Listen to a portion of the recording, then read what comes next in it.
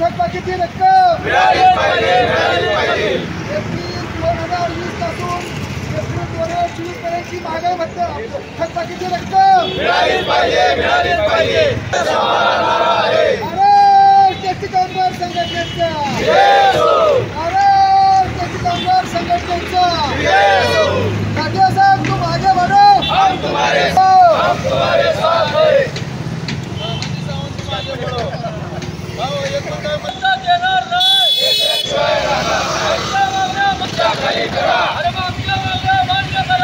महाराष्ट्राची कामगार संघटनेचा विजय असो.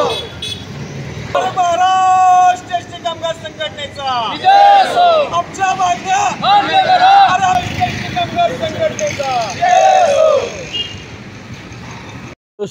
विभागीय अध्यक्ष एसटी कामगार संघटना सोलापूर विभाग. आज या ठिकाणी आमचं धरणे आंदोलन आहे की कामगाराच्या प्रलंबित मागण्यासाठी या ठिकाणी आम्ही धरणे आंदोलन केलेलं आहे. 53% महागाई भत्ता मिळाला पाहिजे. जे पाठीमागचे थकबाकीचे आहेत ते गेल्या महिन्यापासून थकबाकीचे हप्ते बंद झालेले आहेत ते कंटिन्यू चालू करण्यासाठी आणि सरकारचं लक्ष वेधण्यासाठी आमचे केंद्रीय अध्यक्ष आणि केंद्रीय सेक्रेटरी माननीय संदीपदादा शिंदे आणि तसेच ताटेसाहेब यांनी निवेदनाद्वारे प्रत्येकांना त्या ठिकाणी दिलेलं आहे आणि त्याची दखल घेऊन सरकारने ताबडतोब या ठिकाणी आमच्या मागण्या मान्य करून या ठिकाणी आम्हाला सहकार्य करावे अशी तमाम एसटी कर्मचाऱ्याच्या वतीने त्यांना विनंती आहे. मी प्रशांत गायकवाड, पुणे प्रादेशिक सचिव तथा सोलापूर विभागीय सचिव सोलापूर विभाग.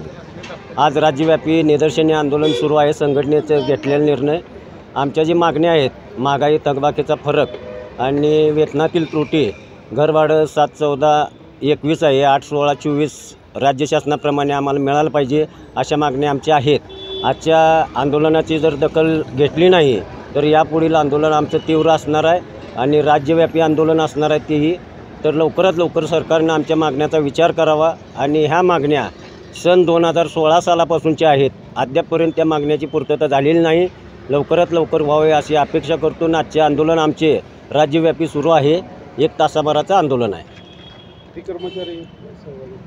सहभागी म्हणजे एसटी कामगार संघटनेची जी 40,000 सभासद संख्या आहे ती सर्वांनी आम्हाला पाठिंबा दिलेला आहे.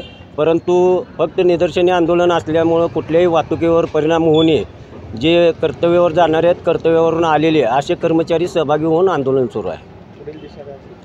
जर दखल नाही घेतली तर केंद्रानं जो निर्णय घेईल ते आम्ही त्यात सहभागी राहून आंदोलन करणार.